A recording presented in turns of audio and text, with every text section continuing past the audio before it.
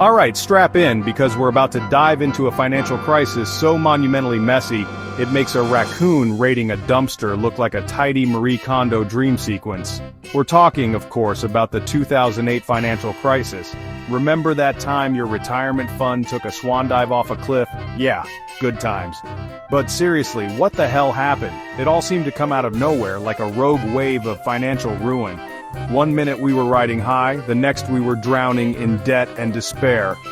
Well, my friends, it wasn't some inexplicable act of God, or, as some might have you believe, just a bunch of hard-working bankers having a collective off-year. So, let's untangle this web of financial shenanigans, shall we? Picture this. It's the early 2000s.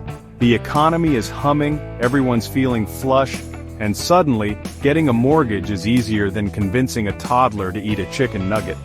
Banks, fueled by the mystical allure of short-term profits, started handing out loans like candy on Halloween. And not just any loans, mind you, these were subprime mortgages, a delightful euphemism for loans given to people who, let's just say, had a less-than-stellar track record with managing money. It was like giving a chainsaw to a toddler and saying, "Go wild, kiddo, what could possibly go wrong?" Now you might be thinking, why on earth would banks do such a thing?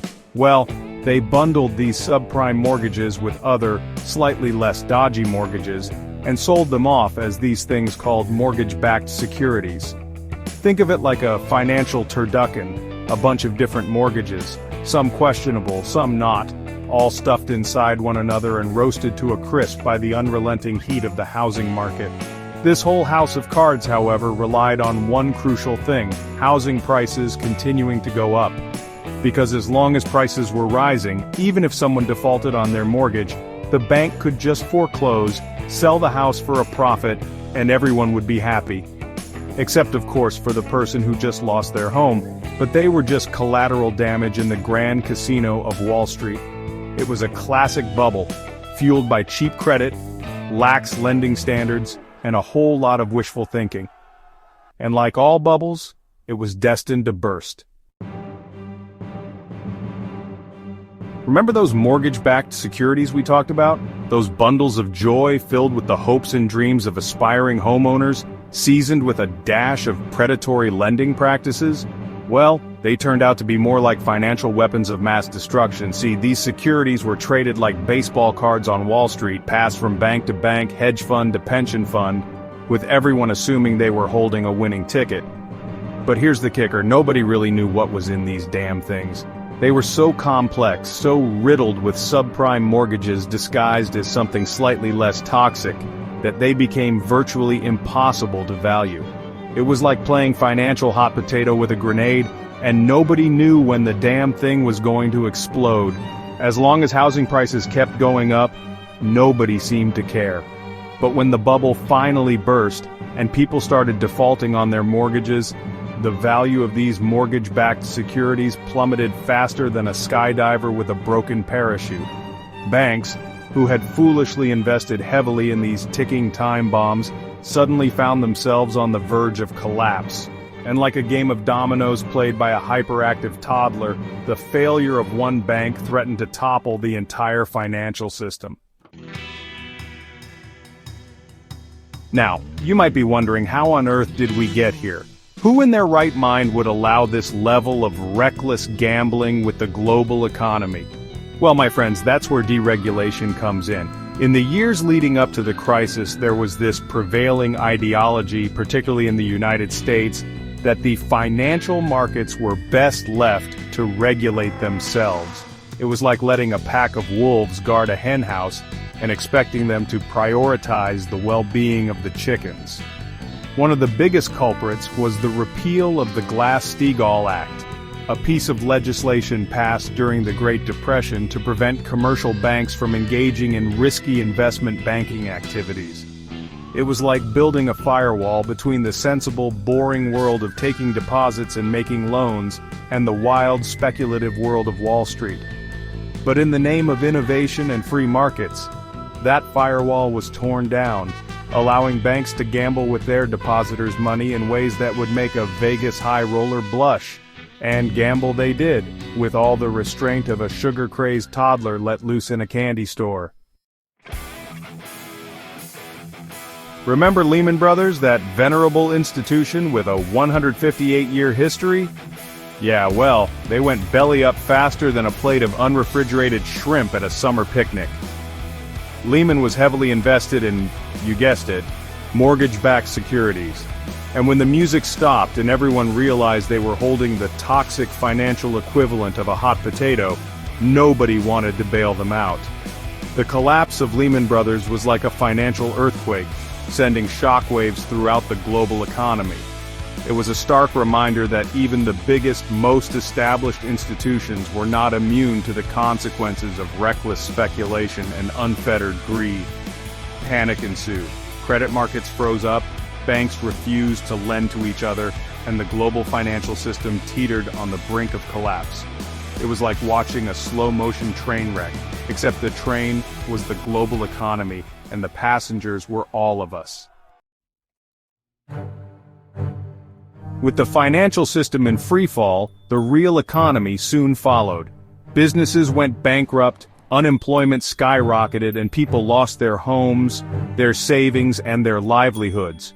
It was a time of widespread fear, uncertainty, and a gnawing sense that the people in charge had absolutely no idea what they were doing. The Great Recession, as it came to be known, was the worst economic downturn since the Great Depression. It was a stark reminder that the financial system, for all its complexity and jargon, is ultimately intertwined with the lives of ordinary people. And when that system goes haywire, it's not just numbers on a spreadsheet that suffer, it's real people, real families, and real communities that bear the brunt of the pain. Now, in the midst of all this chaos and despair, governments around the world were forced to step in and do something, anything, to prevent a complete and utter financial meltdown. The US government, in a move that would make even the most ardent socialist blush, bailed out the very banks that had caused the crisis in the first place. It was a bitter pill to swallow, but the alternative, a complete collapse of the financial system, was simply too catastrophic to contemplate. The Troubled Asset Relief Program, or TARP as it was affectionately known, was a $700 billion lifeline thrown to the banks, a financial Hail Mary pass with the fate of the global economy hanging in the balance. It was a controversial move, to say the least. Many argued that the banks should have been allowed to fail, that their executives should have been held accountable for their reckless behavior. But in the end, the fear of a systemic collapse outweighed the desire for retribution. The 2008 financial crisis wasn't just a blip on the radar of history. It was a seismic event that continues to shape the world we live in today. The massive government bailouts led to soaring national debts, fueling populist anger and resentment towards the financial elite. The crisis exposed the deep flaws in our financial system, the perverse incentives that reward reckless risk-taking, and the cozy relationship between Wall Street and Washington. It led to a fundamental questioning of the role of government, the nature of capitalism, and the very idea of a just and equitable society. And, the aftershocks of the crisis are still being felt today, in the form of stagnant wages, rising inequality, and a loss of faith in the institutions that are supposed to serve us. Remember those happy days when unemployment was a mere blip on the economic radar? Well, the 2008 financial crisis decided to throw a giant wrench into that rosy picture. As businesses shuttered their doors and laid off workers en masse, the unemployment rate in the United States skyrocketed to a gut-wrenching 10%. That's right, 1 in 10 Americans found themselves out of work, their lives upended by a crisis they didn't create. It was like the economic equivalent of a mass layoff, except instead of getting a cardboard box to pack your things, you got a foreclosure notice and a dwindling bank account. The human toll of this unemployment crisis was staggering. Families struggled to put food on the table, pay their mortgages, and hold on to their homes. Honestly, the American dream, once a beacon of hope and opportunity, seemed to slip further and further out of reach. Remember those subprime mortgages we talked about? Well, they came back to haunt millions of Americans in the form of a devastating foreclosure crisis. As housing prices plummeted and the economy tanked, countless homeowners found themselves underwater on their mortgages, owing more than their homes were worth. It was like playing a game of financial musical chairs, and when the music stopped, millions of Americans were left standing, holding the bag of debt. Foreclosure signs became a ubiquitous sight in neighborhoods across the country, a stark reminder of the human cost of the financial crisis. Families were evicted from their homes, their lives upended by a crisis they didn't create. And well, the American dream, once a symbol of hope and prosperity, had morphed into a cruel parody of itself. The stock market, that fickle beast that reflects the hopes and fears of investors, took a nosedive during the 2008 financial crisis. The S&P 500, a broad index of the largest U.S. companies, plummeted by a gut-wrenching 38.5%. It was like watching a roller coaster ride from hell, except instead of screaming in terror, investors were left in stunned silence as their portfolios evaporated before their very eyes. The decline in the stock market reflected the deep uncertainty and fear that gripped the global economy. It was honestly a stark reminder that even the seemingly safe haven of the stock market was not immune to the forces unleashed by the financial crisis. The 2008 financial crisis didn't just impact Wall Street fat cats, it delivered a devastating blow to the financial well-being of ordinary Americans. Household wealth, a measure of the average American's net worth, plummeted by a staggering $17 trillion during the crisis.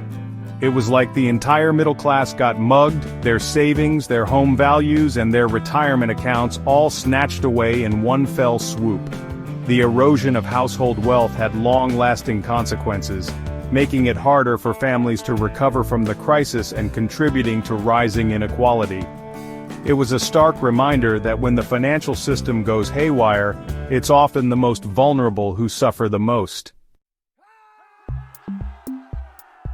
The 2008 financial crisis didn't just exacerbate existing inequalities, it created new ones.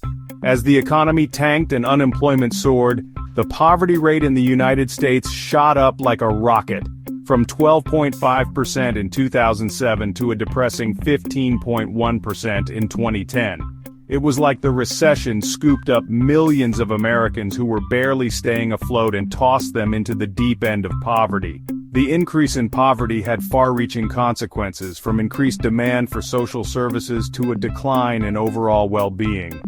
It was a stark reminder that economic crises hit the most vulnerable the hardest, pushing them further down the socioeconomic ladder and making it even harder to escape the cycle of poverty.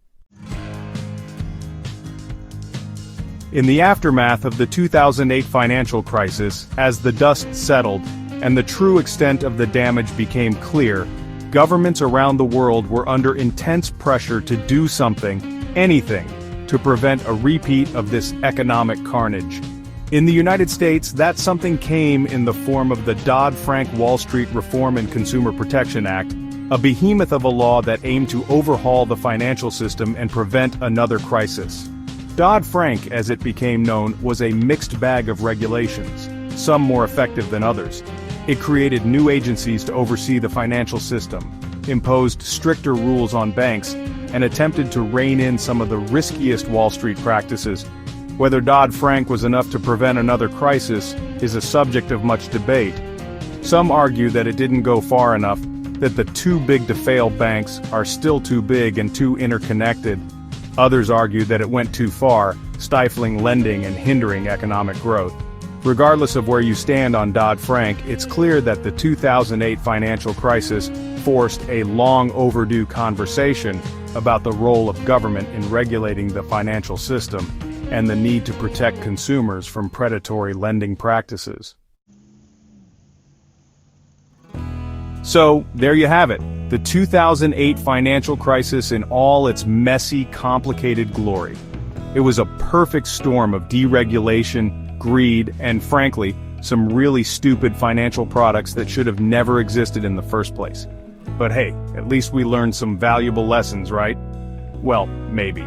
We learned that unfettered greed on Wall Street can have devastating consequences for the real economy. We learned that deregulation without oversight is like giving a toddler a flamethrower and hoping for the best. And we learned that when the financial system goes haywire, it's often the most vulnerable among us who pay the highest price. The question is, did we learn enough? Will we make the necessary changes to prevent another crisis, or are we doomed to repeat the mistakes of the past? Only time will tell.